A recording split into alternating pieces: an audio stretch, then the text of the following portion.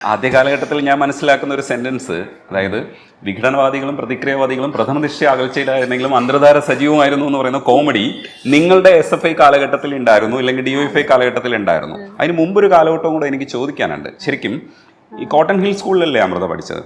ഒരു വർഷം ഞാൻ അവിടെയാ പഠിച്ചത്. പക്ഷെ ആ സമയത്ത് ശരിക്കും SFI വളർത്തുന്നതിന്റെ ചാർജ് റഹീമിനുണ്ടായിരുന്നു? ഇല്ല. അപ്പൊ അവിടെ കണ്ടിട്ടില്ല. ഞാൻ കണ്ടിട്ടില്ല. ഞാൻ പലപ്പോഴും പറയാറുണ്ട്, എന്റെ റഡാറിൽ ആദ്യമായി വരുന്നത് പാളയം ഓഫീസ്, CPM-ന്റെ പാളയം ഏരിയ കമ്മിറ്റി ഓഫീസ്. ഇപ്പൊ പുതുതാണ്, അന്ന് പഴയ ഓഫീസാണ്.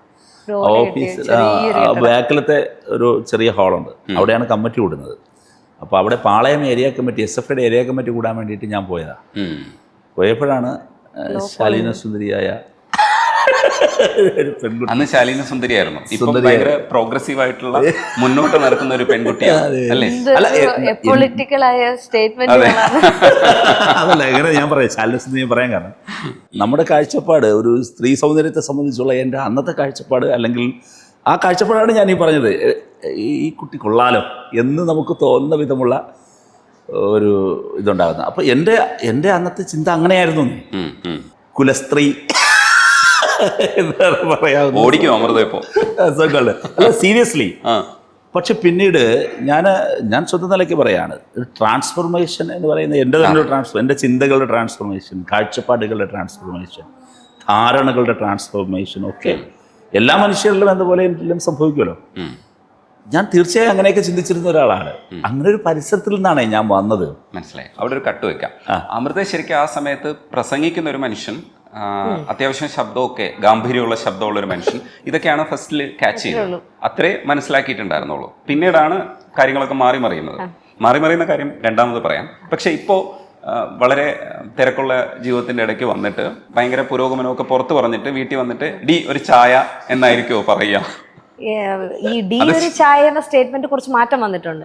ഒരു ചായ കിട്ടാൻ സാധ്യതയുണ്ടോ എന്ന് ചോദിക്കുന്നത് എന്ന് വിളിക്കുകയില്ല. അത് അല്ല, എന്നെ ഇതുവരെ എന്ന് വിളിച്ചിട്ടേ ഇല്ല. എനിക്ക് പൊതുവിൽ ഈ എടി എന്ന് വിളിക്കുന്നതിനോട് കുറച്ച് അരോചകമായി തോന്നുന്ന ഒരാളാണ്.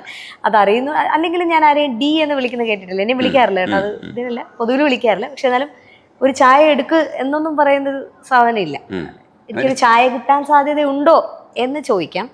അപ്പൊ വേണമെങ്കിൽ ചിലപ്പോ സൗകര്യം ഉണ്ടെങ്കിൽ കിട്ടുമെന്ന് പറയും, ഇല്ലെങ്കിൽ ഇല്ലെന്ന് തന്നെ പറയും. ഇപ്പൊ ഞാൻ വേറൊരു കാര്യം ചെയ്യുകയാണെങ്കിൽ ഞാൻ വേറൊരു കാര്യം ചെയ്യാണ്. കൂട്ടത്തിൽ എപ്പോഴെങ്കിലും ഒക്കെ നമ്മളിപ്പോ സഖാവെ, മാഷ എന്നൊക്കെ പൊതുവിൽ വിളിക്കാറുണ്ട്. അത് കമ്മ്യൂണിസ്റ്റുകാരാവണമെന്നോ പാർട്ടിക്കാരാവണമെന്നോ ഇല്ല. അതൊരു പൊതുവിൽ ഒരു നല്ല വിളി എന്നുള്ള അർത്ഥത്തിൽ നമ്മൾ പലപ്പോഴും സഖാവെ എന്ന് വിളിക്കാറുണ്ട്. അത്തരത്തിലുള്ള ഒരു ടോണിലെ ഒരു സംസാരം എപ്പോഴെങ്കിലും ഒക്കെ അങ്ങനെയാണോ നിങ്ങൾ സംസാരിക്കുക? ചില സമയങ്ങളിലൊക്കെ അങ്ങനെ ഉണ്ടാവും. പക്ഷെ കോമ്രേഡ് എന്ന് വിളിക്കുമ്പോൾ കുറച്ചും കൂടെ ഒരു ഭയങ്കര സ്ട്രോങ് ബോണ്ട് ഫീൽ ചെയ്യും. കാരണം നമ്മൾ നേരത്തെ അങ്ങനെ വിളിച്ച് ശീലിച്ചത് കൊണ്ടേ, നമ്മുടെ പരിചയകാലം മുതലേ കോമ്രേഡ് ഇങ്ങനെ ചെയ്യാം. പക്ഷെ എന്ന് പറഞ്ഞല്ല, നമ്മൾ സ്നേഹത്തിലിരിക്കും. നമുക്ക് ഓരോ മൂഡ് അനുസരിച്ചാണ്. ചിലപ്പോ പേരും വിളിക്കും. ഇപ്പോഴും അതെങ്ങനെയാണെന്ന് അറിയാമോ? അത് ഈ ട്രാൻസ്ഫോർമേഷൻ നമ്മുടെ ജീവിതത്തിനിടയിലുണ്ട്. ഭയങ്കര രസമാണ്. ആദ്യം പ്രേമിക്കുന്ന സമയത്ത് കോമ്രേഡ് തന്നെയായിരുന്നു ഏതാണ്ട്, അങ്ങനെ തന്നെയാണ് പോയത്. പിന്നീട് ചേട്ടായി. പിന്നീട് കുറെ കൂടി അങ്ങോട്ട് പോയപ്പോഴേക്കും ഈ ചേട്ടനിൽ നിന്ന് പതുക്കെ പരിവർത്തനം വരുമല്ലോ. നമ്മൾ ഈ പരസ്പരമുള്ള ബന്ധം കുറച്ചുകൂടെ അടുക്കുന്നതോടെ നമുക്ക് മനസ്സിലാവും ഈ പറയുന്ന ഔപചാരിക വിളികളിലൊന്നും പിന്നെ പലപ്പോഴും വരാറില്ല. അതാണ് നമ്മളെ കാഴ്ചപ്പാടുകളും മാറുന്നുണ്ട്.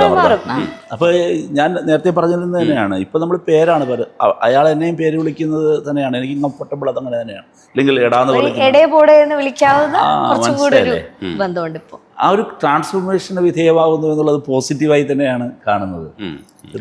ഇടയ്ക്ക് ഉണ്ണിമായ സംസാരിക്കുന്ന സമയത്ത് ശ്യാം പുഷ്കരനും ഉണ്ണിമായും തമ്മിലുള്ള ബന്ധത്തിൽ പ്രണയം നിലനിർത്തുന്ന ഭയങ്കര കഷ്ടപ്പെട്ട ഒരു പരിപാടിയാണ്, ഭയങ്കര പാടാണ് എന്നാണ് ഉണ്ണിമായ പറഞ്ഞത്.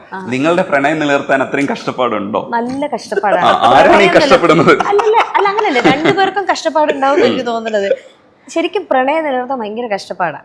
നിലനിർത്തുക എന്നുള്ളതല്ലേ അല്ലേ, നമ്മളത് സ്വയം നമ്മളെ തന്നെ. ഞാൻ മുമ്പ് ഇപ്പോഴും വായിച്ചിട്ടുള്ളത് പ്രണയം വിവാഹത്തിന്റെ തുടക്കവും വിവാഹം പ്രണയത്തിന്റെ ഒടുക്കവുമാണ് എന്ന് പറയാറുണ്ട്. അങ്ങനെയായിരുന്നു ശരിക്കും? അല്ല, പക്ഷെ ഇപ്പൊ അങ്ങനെയല്ല. അത് വെച്ചാൽ നമ്മൾ എനിക്ക് പൊതുവിൽ തോന്നിയിട്ടുള്ള കാര്യമാണ്, നമ്മൾ പ്രണയിക്കുമ്പോൾ വിവാഹത്തിന് മുമ്പ് നമ്മുടെ ആറ്റിറ്റ്യൂഡുകൾ, നമ്മുടെ കൗതുകം, നമ്മൾ കാണാനുള്ളത്, പ്രത്യേകിച്ച് നമ്മുടെ കാലത്ത് വെച്ചാൽ നമ്മൾ വളരെ രഹസ്യമായിട്ടാണല്ലോ കാണുന്നത്. രസകരമായ ഒരു കാര്യം, വിവാഹം നമ്മൾ പുറത്ത് പറയുന്നത് വരെ നമ്മുടെ ഈ പറയുന്ന പ്രണയബന്ധം എനിക്ക് അമൃതയ്ക്കല്ലാതെ വേറെ ഒരാൾക്കറിയില്ല അറിയില്ല. അപ്പോൾ അത്ര ഗോപ്യമായി ഈ സാധനത്തെ കൊണ്ടുപോകുന്നതിൻ്റെ ഒരു സുഖവും രസവും ഉണ്ടല്ലോ. വിവാഹം കഴിക്കുന്നതോടെ സത്യം പറഞ്ഞാൽ ആ ഒരു എപ്പിസോഡ് അവസാനിക്കല്ലേ. എനിക്ക് ചോദിക്കാതിരിക്കാൻ പറ്റുന്നില്ല. ഈ ഫസ്റ്റ് ടൈം എന്തായാലും നിങ്ങൾ പറഞ്ഞേ പറ്റുള്ളൂ.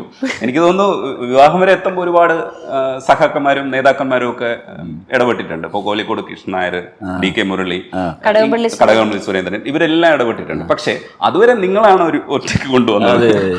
ആ കൊണ്ടുവന്ന കാലം ഉണ്ടല്ലോ, ഫസ്റ്റിൽ ആരാ ഇനിഷ്യേറ്റീവ് എടുത്ത് പറയണേ?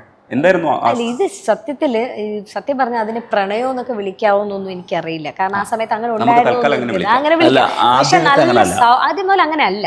ഞങ്ങള് ഈ പറയുന്ന പോലെ തന്നെ നന്നായി പ്രസംഗിക്കുന്ന ഒരാൾ, നല്ലൊരു വായനക്കാരൻ എന്നുള്ളതാണ്. പക്ഷെ ഞങ്ങളുടെ ലീഡറായിരിക്കുന്ന സമയത്ത് എന്ന് പറഞ്ഞാൽ ഞങ്ങളോടൊക്കെ ഭയങ്കര അകൽച്ചയാണ്. പ്രത്യേകിച്ച് എനിക്കൊന്നും അന്ന് ഈ സ്ത്രീകളോടൊന്നും അധികം പെൺകുട്ടികളോടൊന്നും അധികം മിങ്കിൾ ചെയ്യാൻ പാടില്ല എന്ന് പറയുന്ന ഒരു തീരുമാനത്തിന്റെ പുറത്താണ്. അന്നൊക്കെ കോളേജ് കാലഘട്ടത്തിൽ സഖാക്കന്മാരൊക്കെ അങ്ങനെയായിരുന്നു, അധികം മിണ്ടാൻ പാടില്ല, ഒരു അകല. അപ്പൊ നമ്മള് ചിലപ്പോഴൊക്കെ തോന്നിട്ടുണ്ട് എന്തൊരു ജാടയാണ്, ഭയങ്കര നിസ്സാരമായ ഒരു കാര്യം പറയുന്നു, വളരെ ഗൗരവമായ ഒരു ഇൻട്രോയോട് കൂടി കാര്യം പറയുന്നു, എന്നെ പെട്ടെന്ന് പറയണ കാര്യമാണ്. അപ്പൊ പക്ഷെ അപ്പോഴും നമുക്കൊരു കൗതുകം ഉണ്ടാവും ഈ ആളെ പരിചയപ്പെടാൻ. ഇങ്ങനെ ചോദിക്കുമായിരുന്നോ മറ്റേ ശ്രീനിവാസൻ പറയുമ്പോൾ ഇങ്ങനത്തെ കാര്യങ്ങളാണ് ചോദിച്ചത്. അപ്പോ പിന്നെ നമ്മള് ശരിക്കും പറഞ്ഞാൽ അപ്പൊ പിന്നെ ഒരു കോമ്രേഡ്ഷിപ്പിലേക്ക് വരുമ്പോൾ ഞാൻ ജില്ലാ കമ്മിറ്റി എന്റെ ജില്ലയിൽ എന്റെ ലീഡറായി. അപ്പൊ കുറച്ചും കൂടെ കാര്യങ്ങൾ സംസാരിക്കുമല്ലോ.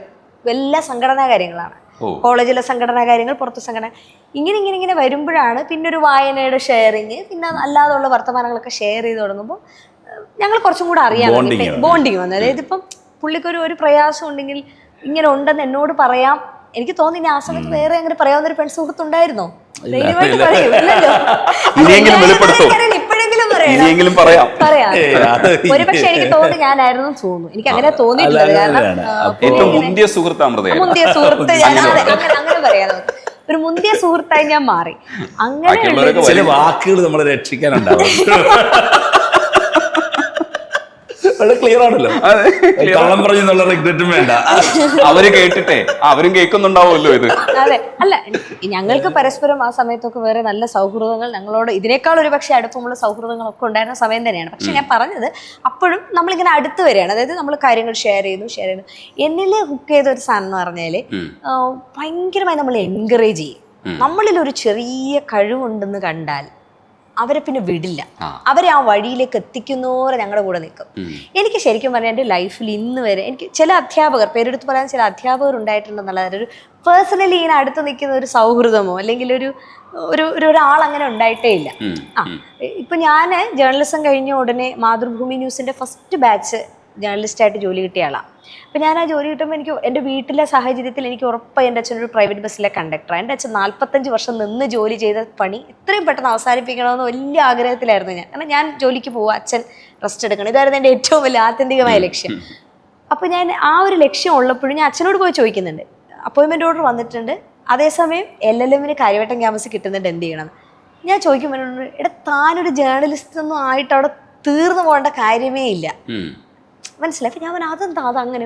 ഞാൻ ജേർണലിസ്റ്റ്, അപ്പോൾ പുള്ളി ജേർണലിസ്റ്റ് ആയിരുന്നു. എൻ്റെ കുറേ എക്സാമ്പിൾസ് എനിക്ക് പറഞ്ഞിരുന്നു, ഇങ്ങനെ കാര്യങ്ങളൊക്കെ ഉണ്ട്. പക്ഷെ അമൃത നിനക്ക് അതിനേക്കാൾ പൊട്ടൻഷ്യലുണ്ട്, നിനക്ക് PG ചെയ്യൂ, നീ അതുകൂടെ ചെയ്തിട്ടും നിനക്ക് തിരിച്ചു വരണം എന്ന് തോന്നുന്നെങ്കിൽ വന്നാൽ മതി. പക്ഷെ അതിന് സത്യത്തിൽ നമ്മുടെ മറ്റേ ഈ സിനിമയിൽ നിവിൻ പോളിയെ മറ്റേ അജു വർഗീസ് പ്രോത്സാഹിപ്പിക്കുന്ന നിന്നെ കൊണ്ട് സൂപ്പറാണ് എന്ന് പറഞ്ഞ് പറ്റും വെക്കുന്നത്. അപ്പൊ ആ ഒരു രീതിയിലാണ് ഞാൻ ആദ്യം വിചാരിച്ചത്, ഇയാൾ നമ്മളിങ്ങനെ മാക്സിമം തള്ളി. പക്ഷെ അങ്ങനെയല്ല, ശരിക്കും ഞാനിപ്പോ തിരിഞ്ഞു നോക്കുമ്പോൾ എനിക്ക് തോന്നുന്നു ഒരു പക്ഷേ ഞങ്ങൾ തമ്മിലുള്ള സൗഹൃദം പ്രണയമായെങ്കിൽ ആ മൊമെന്റുകളിലും ആ പോയിന്റുകളിലും ആയിരിക്കും. ഈ ബുദ്ധിജീവി വിശദീകരണം ഞാൻ എടുക്കുന്നില്ല. അയ്യോ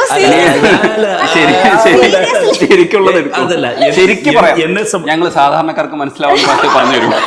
ഞാൻ ഇതിനോട് കറക്റ്റ് പറയാം. ഇതിനകത്ത് എനിക്ക് അതൊരു ഇത് വലിയ താല്പര്യമുള്ളൊരു കാര്യമാണ്. ഇത് ഇയാളുടെ കാര്യത്തിലല്ല, ആരുടെ കാര്യത്തിലായാലും കഴിവുള്ള ഒരാളെ ആ നിലയിൽ പ്രൊമോട്ട് ചെയ്യുക, അതിനുള്ള അവസരങ്ങൾ ഉണ്ടാക്കി കൊടുക്കുക, അതെനിക്ക് ഭയങ്കര നമ്മളില്ലെങ്കിലും ചെയ്യുമല്ലോ, കംഫർട്ടബിൾ ആയ ഒരു ഏരിയ. നമ്മളിങ്ങനെ പിടിച്ചു ഇപ്പൊ നമ്മള് പോകുന്നില്ല എന്ന് വെച്ചോ, പോയോ ആ അഡ്മിഷൻ എടുത്തോ, അത് പഠിച്ചോ, അതെന്റെ തന്നെ ഒരു കാര്യമായിട്ട് കരുത്. അതൊരു പ്രത്യേക ശ്രദ്ധയായിരുന്നു. അല്ല, അത് ഇയാളുടെ മാത്രമല്ല, അത് ഇയാളുടെ മാത്രമല്ല, ഇന്ത്യയിൽ ഇയാളുടെ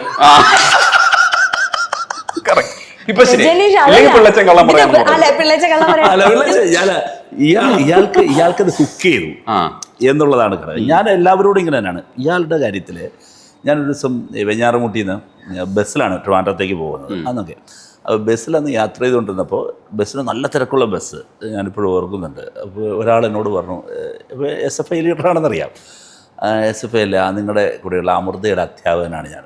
നൈസാം എന്ന് പറഞ്ഞ സാറാണ്. നൈസാം സാറ് അമൃതയുടെ ഏറ്റവും പ്രിയപ്പെട്ട അധ്യാപകനാണ്.